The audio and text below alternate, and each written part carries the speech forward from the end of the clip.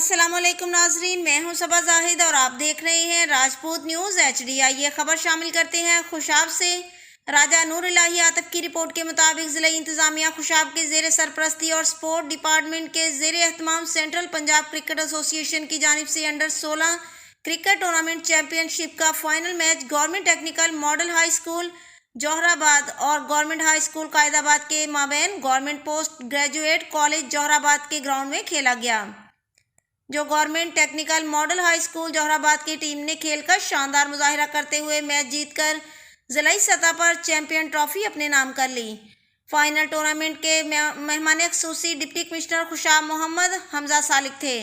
اس موقع پر district sports officer Khushab محمد ممتاز خان نے بتایا کہ ضلع خوشاب کی 8 نامور ٹیموں نے اس کھیل میں حصہ لیا، جس میں 6 سرکاری اسکولز اور 2 پرائیویٹ اسکولز کے بچوں نے حصہ لیا۔